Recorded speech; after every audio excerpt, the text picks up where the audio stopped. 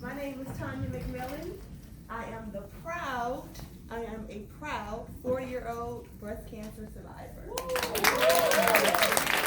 I was diagnosed with breast cancer at the age of 37 years old about 2 years ago, and it was stage 3 triple positive breast cancer.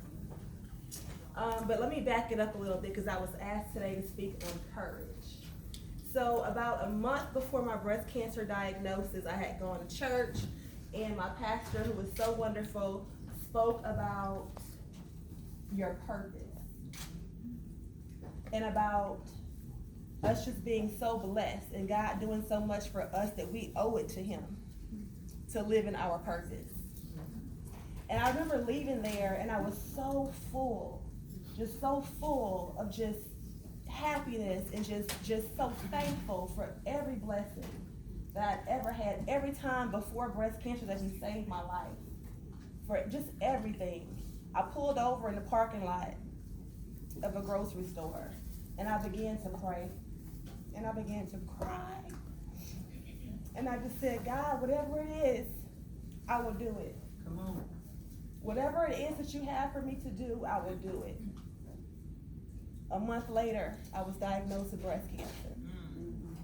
And I said, well, God, I would have done it anyway. You didn't have to give me breast cancer. But I had to then find courage. And I looked up the definition of courage, and it said the ability to face something that you may be afraid of. So in life, we're going to be faced with all kind of things that we're going to be afraid of. It takes courage to go in and say, I feel something and I need a mammogram. That takes courage. It takes courage to go back for the follow-up visit and not ignore it. It takes courage to make the phone call to your family members and tell them I've been diagnosed with breast cancer. It takes courage to go to the doctor's appointments and meet with the breast specialists and the surgeons and the radiologists and all of those things. That takes courage. It takes courage just to move forward in your treatment. Without courage, we cannot survive. Without courage, we cannot excel. And without courage, we will be nothing. I wouldn't be here if it wasn't for courage. So I do quite a few of these speaking engagements, and the message that I always try to get out is the importance of early detection, okay? Again, I was 37 years old. Had I waited till I was 40, I wouldn't be here. You have to have courage to just ask your boss for that day off to go to that doctor's appointment, because for so many of us, that's scary. You know, that's scary. So again, courage starts within.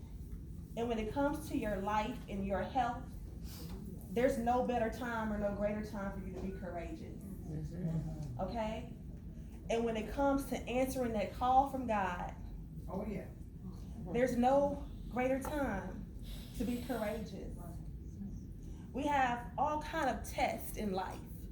Tests that we have to study for, exams we have to go through. But there's no test like the one God puts on your life. There's no greater test that you need to pass.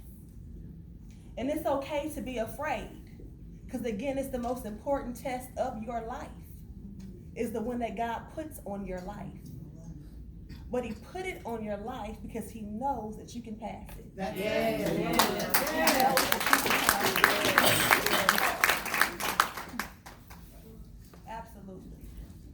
Absolutely. And He sets you up. If you begin to really listen, and I can remember as a younger person, people saying things like, I heard God say this, or God spoke to me and said this, and I would think to myself, He never speaks to me. You know, I never hear anything. But I've learned that His voice is not always audible. I've learned that when you pray and He tells you yes, you say thank you, Jesus. But when He tells you no, you say thank you, Jesus. Because every door that he closes is a door that needs to be closed. You know, every barrier that he puts in this path is because he wants you to go another way. So you have to thank him through everything.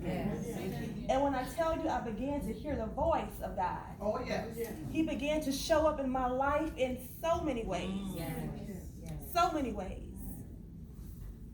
But before I was diagnosed with cancer, I have a little brother that's a firefighter. He is like my heartbeat. I love that man with all my heart. He was lifting weights at work, tore his left pec muscle. It was my left breast. He was put out of work for 4.5 months with pay, thank God. My treatment, chemotherapy, was about 4.5 months. If that wasn't God speaking to me, he said, you're going to be okay. Because that little brother who you have loved on his whole life is going to love on you. He came to every treatment with me. Yes. He stayed with me for a whole week after treatment. He cooked for me. He drove me to and from work. God set that up. Yes. How could I be afraid? How could I be afraid when he was already letting me know you're going to be okay? And I'm setting it up for you to be okay. My sister, 2 years older than me, hadn't had a job in years, has 2 children. I've helped her with her kids throughout their lives. And you know, we began sometimes to judge people, you know? And I would always think to myself, when my parents leave this, I'm going to take care of my sister. Take care of my sister. And I would do it, but I would have done it out of obligation. When I was diagnosed, that sister with no job made me her job. Okay? She made me her job. She dropped everything, came to my house and stayed for about 4 months straight. Bathed my son at night, got him dressed for school in the morning, ironed my clothes for work. I became her job. And all of a sudden her life had a bigger value. It had more value and more meaning than I ever would have given her credit for before. That was the judgmental person in me. But again, I heard that voice. And God said, that sister that you have helped and that you will help is going to be your rock. Many a nights I laid on her shoulder. Many a nights. And she rubbed my bald head. And she said, it's going to be okay. You know? It's going to be okay. Before I opened, I have a hair salon. Before I opened my hair salon, I've been doing hair for 13 years. And I met this young lady by the name of Jacqueline Edwards. And I trained Jackie. And Jackie became really good at what she was doing. And so when I decided to open a salon, I asked her to be my business partner. And being that I had 13 years experience and she was my trainee, many of people doubted that decision. Many of people said, why would you do that when you work so hard? It was the voice of God. Okay? If I didn't have Jackie, there would be no more Happy Hair Salon. Because I had to fight. And while I was fighting, she was there. And she was doing everything that I couldn't do. Everything. So again, God set that up. He set that up. So when I think back on it, it wasn't that he wasn't talking to me. I was not listening. I was not listening. And it takes courage just to listen. It takes courage to accept those no's. It takes courage to move forward with those yeses. It takes courage just to be in this room. It is a calling on my life that I accept wholeheartedly. I love to talk. And he said, you're going to talk. And I'm listening. You know? So I just want to encourage all of you to just find the good in everything. We're going to be faced with all kind of tests in our lives, be it cancer or whatever else it may be. We're gonna always have tests and trials. But it's your attitude that can make those tests either your excuse or your testimony. It's all about how you choose to look at it. And it takes courage to make them your testimony. To look it in the face, despite your fears, and to move forward. To look it in the face, despite what everybody else says, and move forward. That takes courage. We all have it. We all have it. And we all have that voice that's speaking to us. It's just about if we choose to listen or not. Okay? So I love you guys. I love you guys all for being here. I love you guys. I love you for putting this together.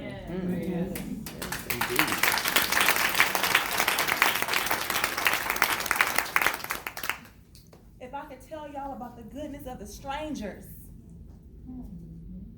that have come through for me. I was diagnosed through a free mammogram at Women's Hospital. But it's only free because people donate to that program. There's a young man, and I've never met him to this day. I would love to meet him. He's an NFL football player. His mother died of breast cancer. He donates so much money to that program. That program saved my life. It helped to save my life. You know, when I tell you guys the prayers, and I thank God every day for every prayer that goes up for me in His name. I thank Him every day. Just the generosity, the people at my son's school that said it's okay if you bring him late. I know you have an appointment. It's okay. All those little things, you know, and if 1 in 8 women will be diagnosed, if it's not you, it'll be somebody you know. It'll be somebody you know. So how will you step up? You know, what kind of courage will you have in that situation? How will you encourage someone else?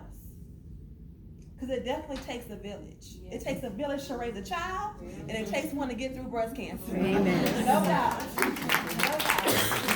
And when you come out on the other side, you're stronger than you ever been. You're more courageous than you ever been.